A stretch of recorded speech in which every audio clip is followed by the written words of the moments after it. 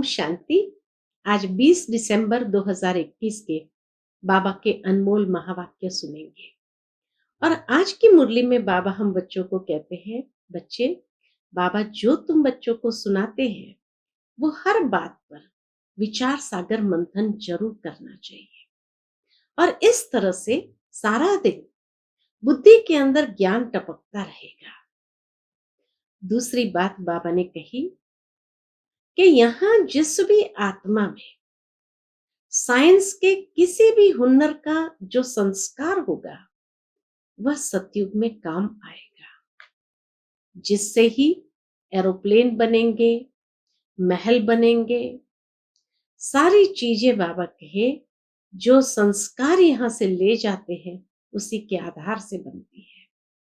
हो सकता है कोई हुनर वाली आत्माएं, लेकिन उसने ज्ञान नहीं लिया, लेकिन फिर भी बाबा कहे सतयुग की रचना में उसका पार्ट है, बनाने के लिए जरूर आएंगे, फिर उसके बाद वो परम धाम जाएंगे। तो सुनते हैं बाबा के मधुर महावाक्य। ओम शांति। मीठे बच्चे, तुम जो भी सुनते हो उस पर विचार सागर मंथन करो, तो बुद्धि में सारा दिन यह ज्ञान टपकता रहेगा। प्रश्न है आज की मुरली से, यहाँ का कौन सा हुनर नई दुनिया की स्थापना में काम आएगा?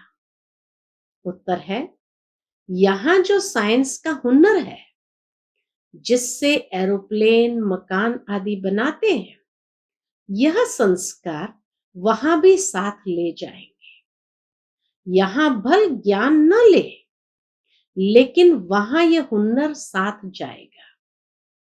तुम अभी सतयुग से लेकर कलयुग अंत तक की हिस्ट्री, ज्योग्राफी जानते हो।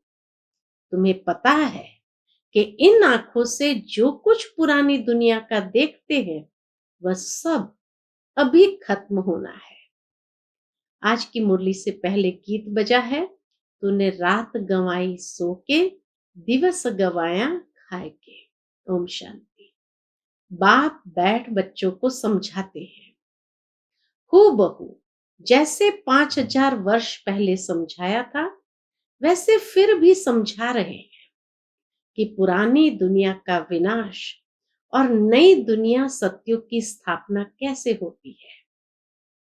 अभी है पुरानी दुनिया और नई दुनिया का संगम युग। अभी है नई दुनिया और पुरानी दुनिया का संगम युग। बाप ने समझाया है नई दुनिया सतयुग से लेकर अब कलयुग अंत तक क्या क्या हो रहा है, क्या क्या सामग्री है, क्या क्या देखते हो, यज्ञ, तप, दान, पुण्य आदि क्या करते हैं।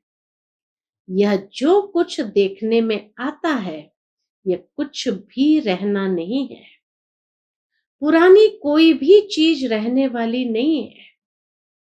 जैसे पुराना मकान तोड़ते हैं तो उनमें जो मार्बल के पत्थर आदि अच्छी चीजें होती है वह रख देते हैं, बाकी तोड़ फोड़ देते हैं।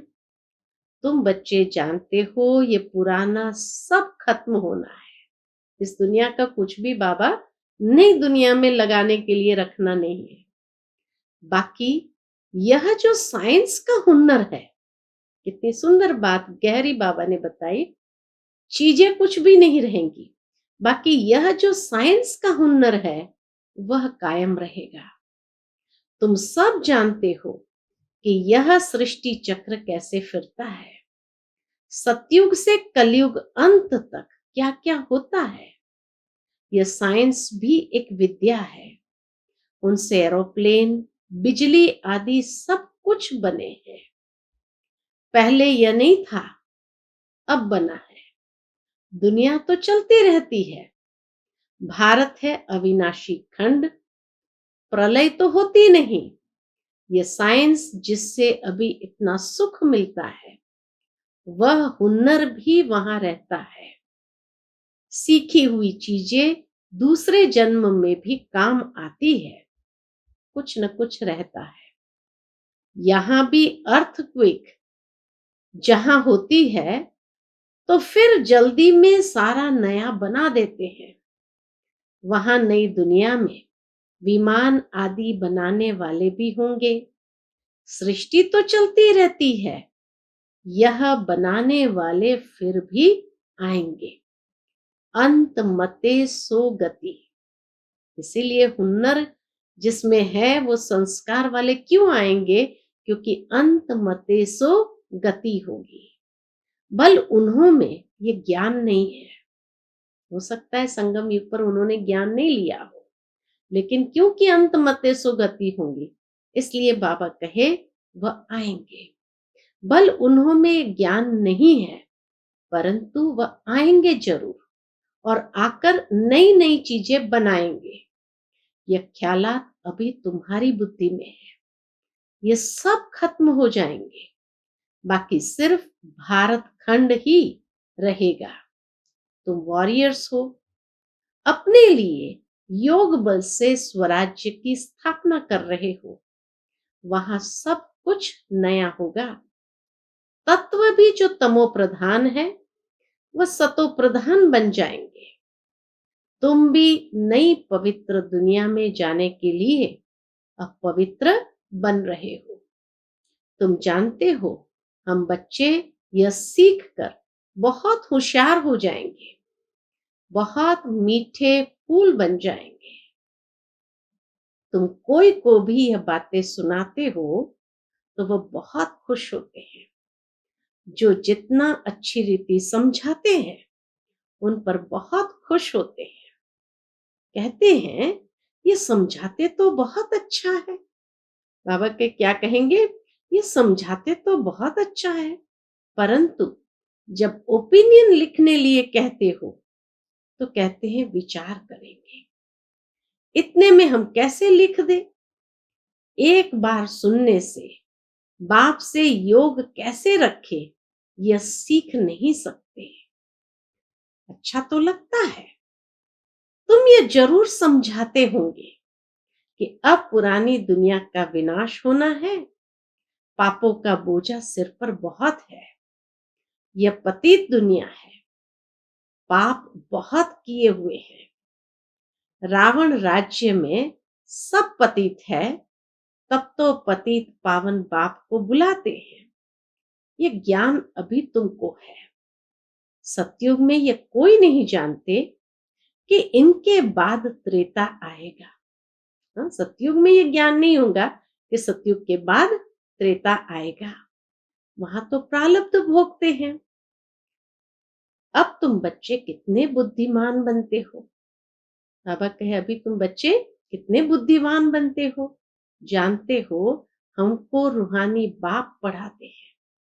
बाबा है वर्ल्ड ऑलमाइटी अथॉरिटी। वह है शास्त्रों की अथॉरिटी। उन शास्त्र पढ़ने वालों को ऑलमाइटी नहीं कहा जाता है। यह सब भक्ति मार्ग के शास्त्र है।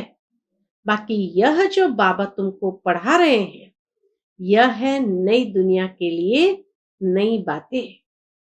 तो तुम बच्चों को बहुत खुशी होनी चाहिए। हाँ, इतना ऊंचा ज्ञान हमें मिला तो बाबा के कितनी खुशी होनी चाहिए। बुद्धि में सारा दिन ये ज्ञान टपकता रहे।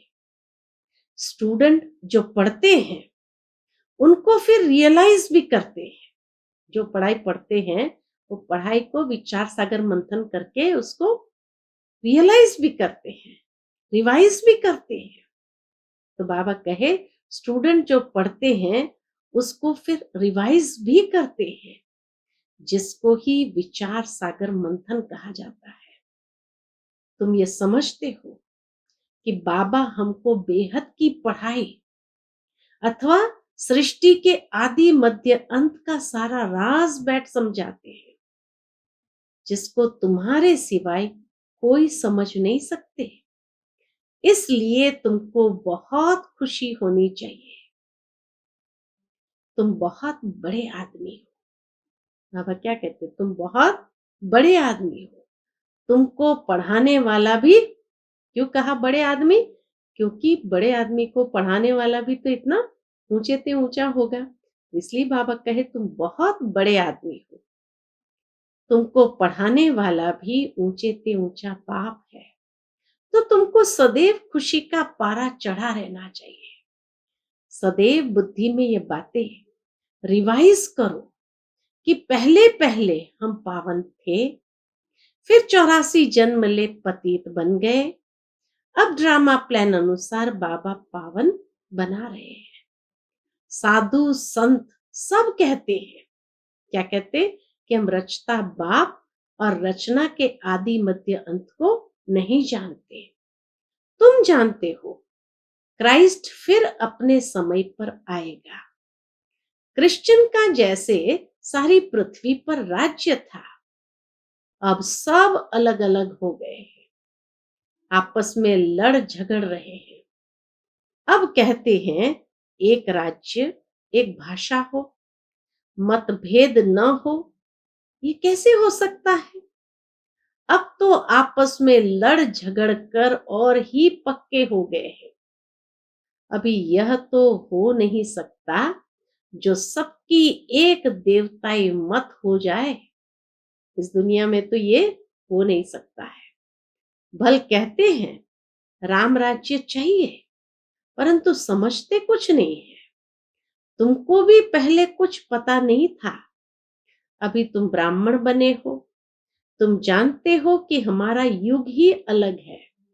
इस संगम युग पर ब्रह्मा मुखवंशावली ब्राह्मण धर्म की स्थापना होती है। तुम ब्राह्मण हो कौन? बाबा कहे तुम ब्राह्मण हो राज ऋषि। तुम पवित्र भी हो और शिव बाबा से राज्य प्राप्त करते हो। वह योग रखते हैं ब्रह्म से। सन्यासी लोग योग रखते हैं ब्रह्म से, एक बाप से नहीं रखते। कोई किससे रखते, कोई किससे, कोई किसका पुजारी तो कोई किसका। यह किसको पता ही नहीं कि ऊंचे ते ऊंचा कौन है। इसलिए बाप ने कहा है यह सब है आसुरी संप्रदाय, तुच्छ बुद्धि। रावण के मुरीद है, तुम अभी शिव बाबा के बने हो। तुमको बाप से वर्षा मिलता है नई दुनिया सतयुग का। बाप कहते हैं हे आत्माएं, तुमको अब तमो प्रधान से सतो प्रधान जरूर बनना है। इसलिए तमो प्रधान से सतो प्रधान जरूर बनना है। इसलिए क्या करो, सिर्फ मुझे याद करो। कितनी सहज बात है। गीता में कृष्ण का नाम डाल दिया है, फिर उनको द्वापर युग में ले गए हैं। भूल तो भारी की है, बाबा कहे भूल तो भारी की है, परंतु यह बातें उनकी बुद्धि में बैठेगी जो स्थायी यहाँ आते रहेंगे। मेले में आते तो ढेर है, उनमें से देखो सैपलिंग कैसे लगता है। अनेक धर्म वाले आते हैं, उसमें भी जास्ती हिंदू धर्म वाले आते हैं। प्रदर्शनी मेला देखने के लिए जास्ती हिंदू धर्म वाले आते हैं, जो देवी देवताओं के पुजारी होंगे। आप ही पूज्य, आप ही पुजारी, इसका भी अर्थ समझाना पड़ता है। बाबा कहे वैसे तो अपने आप तो समझेंगे नहीं, इसलिए आप ही पूज्य, आप ही पुजारी किसके लिए कहा, इसका अर्थ भी समझाना पड़ता है। मेले प्रदर्शनी में इतना अधिक समझा नहीं सकते। कोई तो 4-5 मास आते हैं, समझते हैं। कोई थोड़ा अच्छी रीति समझते हैं। तुम जितने जास्ती प्रदर्शनी मेले आदि करेंगे उतने बहुत आएंगे, समझेंगे। ज्ञान बड़ा अच्छा है, जाकर समझे। सेंटर पर इतने चित्र नहीं होते हैं प्रदर्शनी में। सेंटर पर इतने चित्र नहीं लगाते हैं, प्रदर्शनी में तो बहुत चित्र होते हैं। तुम समझाते हो तो अच्छा भी उन्हों को लगता है, परंतु बाहर जाने से क्या होता है? बाबा कहे बाहर जाने से माया का वायुमंडल है, अपने धंधे दोरी में लग जाते हैं। अभी ये पुरानी दुनिया खत्म हो, नई बनेगी और बाबा हमारे लिए स्वर्ग की बादशाही स्थापन कर रहे हैं। अभी पुरानी दुनिया खत्म हो, नई बनेगी और बाबा हमारे लिए स्वर्ग की बादशाही स्थापन कर रहे हैं। नई दुनिया में हम जाकर नए महल बनाएंगे। ऐसे नहीं, नीचे से महल निकल आएंगे। पहली पहली मुख्य यह बात निश्चय करनी है कि यह हमारा बाप भी है, टीचर भी है, मनुष्य सृष्टि का बीज रूप है। उनमें सारी नॉलेज है, तब तो महिमा गाते हैं। ज्ञान का सागर, प्यार का सागर। हाँ? वह बीज जड़ होता है और वह बोल न सके। जड़ बीज झाड़ का बोल न सके, ये चैतन्य है।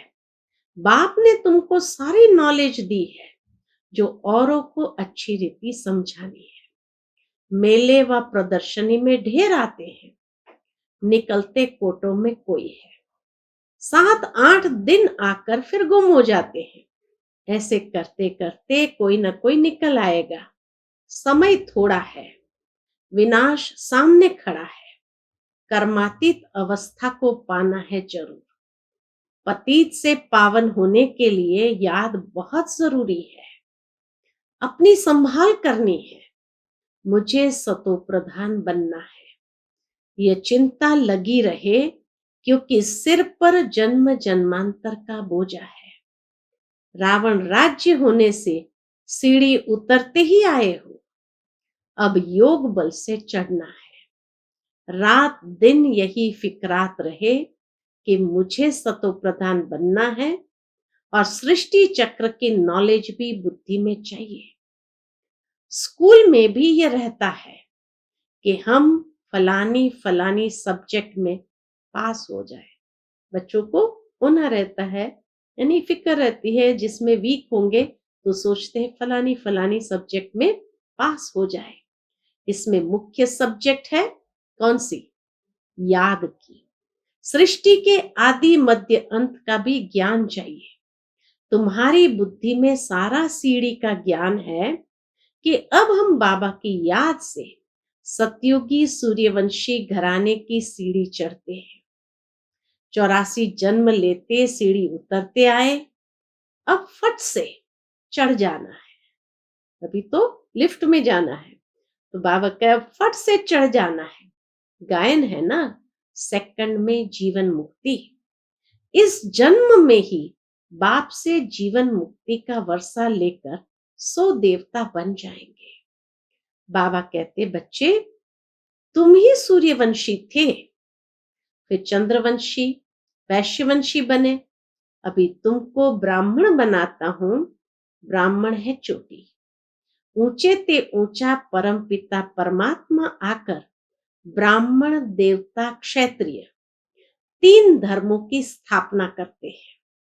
तुम जानते हो, अभी हम ब्राह्मण वर्ण में हैं, फिर देवता वर्ण में आएंगे। बच्चों को रोज कितना बुद्धि में ज्ञान भरते रहते हैं। बाबा बच्चों को रोज कितना बुद्धि में ज्ञान भरते रहते हैं, जिसको धारण करना है। नहीं तो आप समान कैसे बनाएंगे? सूर्यवंशी घराने में बहुत थोड़े आएंगे जो अच्छी रीति पढ़ेंगे और पढ़ाएंगे, वही सूर्यवंशी में आएंगे। इस समय तुम्हारी गत मत दुनिया से बिल्कुल न्यारी है। जैसे कहते हैं, ईश्वर की गत मत न्यारी है। तुम्हारे सिवाय कोई भी बाप से योग लगाते नहीं है। बाबा कहे, तुम्हारे सिवाय कोई भी बाप से योग लगाते नहीं है। प्रदर्शनी में आते हैं, फिर चले जाते हैं। वह बन जाते हैं प्रजा। बाकी जो अच्छी रीति पढ़ेंगे पढ़ाएंगे, वह अच्छा पद पा सकते हैं। फिर तुम्हारी यह मशीनरी क्या करेगी? बाबा कहे, फिर तुम्हारी यह मिशनरी जोर भरती जाएगी। फिर तुम्हारी ये मिशनरी भी जोर भरती जाएगी। बहुतों को कशिश होगी, आते रहेंगे। नई बात को फैलने में समय तो लगता है ना। चित्र भी फट से बहुत बन जाएंगे। दिन प्रतिदिन मनुष्य भी वृद्धि को पाते जाते हैं। तुम जानते हो, यह जो बॉम्ब्स आदि की लड़ाई लगेगी, फिर क्या हाल होगा? दिन प्रतिदिन दुख अपार होता जाएगा। दिन प्रतिदिन दुख बढ़ते ही जाने वाला है। आखिरन ये दुख की दुनिया खत्म होगी, टोटल विनाश नहीं होगा। शास्त्रों में गायन है, ये भारत अविनाशी खंड है। तुम जानते हो हमारा यादगार हूबहू आबू में है। उस पर समझाना चाहिए। दिलवाड़ा मंदिर में नीचे तपस्या कर रहे, ऊपर में स्वर्ग है, तो बाबा कहे उस पर समझाना चाहिए। वह है जड़ यादगार। यहाँ प्रैक्टिकल स्थापना हो रही है। राजयोग सीख रहे हैं वैकुंठ के लिए। दिलवाड़ा मंदिर कितना अच्छा बना हुआ है। हम भी यहाँ आकर बैठे हैं। पहले से ही हमारा यादगार बना हुआ है। तुम स्वर्ग की राजाई पाने के लिए यहाँ बैठे हो। कहते हैं बाबा हम आपसे राज्य लेकर ही छोड़ेंगे। जो अच्छी तरह सारा दिन सिमरन करते और कराते होंगे, खुशी भी उन्हों को रहेगी। जो अच्छी रीति सारा दिन सिमरन करते और कराते होंगे, खुशी भी उन्हों को रहेगी। स्टूडेंट खुद समझते हैं, क्या समझते हैं? हम पास होंगे व नहीं। लाखों करोड़ों में से स्कॉलरशिप कितने थोड़ों को मिलती है। मुख्य है 8 सोने के। बाबा कहे मुख्य है 8 सोने के, फिर 108 चांदी के, बाकी 16,000 तांबे के। जैसे देखो पोप मेडल्स देते हैं। बाबा कहे, बाबा को सब पता है। बाबा कहते जैसे देखो पोप मेडल्स देते थे, तो सबको सोने का थोड़ी देंगे। कोई को सोने का, कोई को चांदी का। माला भी ऐसे ही बनती है। तुम चाहते हो गोल्डन प्राइज लेवे, चांदी की लेने से चंद्रवंशी में आ जाएंगे। बाबा कहते मुझे याद करो तो विकर्म विनाश होंगे, और कोई उपाय है नहीं, और कोई उपाय ही नहीं है। यही फुरना रखो। कौन सा? पास होने का। यही फुरना रखो पास होने का। लड़ाई का थोड़ा जास्ती हंगामा होगा, फिर जोर से पुरुषार्थ करने लग पड़ेंगे। इम्तिहान के टाइम स्टूडेंट भी गैलअप करने पुरुषार्थ में लग जाते हैं। यह बेहद का स्कूल है। प्रदर्शनी पर खूब प्रैक्टिस करते रहो। प्रोजेक्टर से इतने प्रभावित नहीं होते हैं जितना प्रदर्शनी देख वंडर खाते हैं। इसलिए बाबा कहे खूब अभ्यास करते रहो, प्रैक्टिस करते रहो। अच्छा, मीठे मीठे सिकिलते बच्चों प्रति माता पिता बाप दादा का याद प्यार और गुड मॉर्निंग। रूहानी बाप की रूहानी बच्चों को नमस्ते। हम सब रूहानी बच्चों की रूहानी माता पिता बाप दादा को याद प्यार, गुड मॉर्निंग और नमस्ते नमस्ते। शुक्रिया बाबा, शुक्रिया। आज की मुरली से धारणा के लिए मुख्य सार है। पहली पॉइंट, पुरानी दुनिया का विनाश हो उसके पहले अपनी कर्मातीत अवस्था पानी है। पुरानी दुनिया का विनाश हो उसके पहले अपनी कर्मातीत अवस्था बनानी है। याद में रह सतो प्रधान बनना है। दूसरी पॉइंट, सदा यही खुशी रहे कि हमें पढ़ाने वाला स्वयं ऊंचे ते ऊंचा बाप है। पढ़ाई अच्छी रीति पढ़नी और पढ़ानी है। सुनकर विचार सागर मंथन करना है।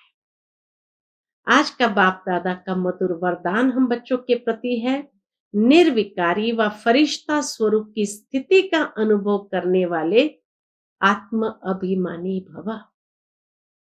निर्विकारी व फरिश्ते स्वरूप की स्थिति का अनुभव करने वाले आत्म अभिमानी भव। जो बच्चे आत्म अभिमानी बनते हैं वह सहज ही निर्विकारी बन जाते हैं। आत्म अभिमानी स्थिति द्वारा मनसा में भी निर्विकारीपन की स्टेज का अनुभव होता है। ऐसे निर्विकारी जिन्हें किसी भी प्रकार की इम्प्योरिटी व 5 तत्वों की आकर्षित नहीं करती, वही फरिश्ता कहलाते हैं। इसके लिए साकार में रहते हुए अपनी निराकारी आत्म अभिमानी स्थिति में स्थित रहो। आज का स्लोगन है, जीवन में अति इंद्रिय सुख का अनुभव करने के लिए क्या करो? विशेष अमृत वेले एकांत प्रिय बनो। जीवन में अतीन्द्रिय सुख का अनुभव करने के लिए विशेष अमृत वेले एकांत प्रिय बनो। अच्छा, ओम शांति।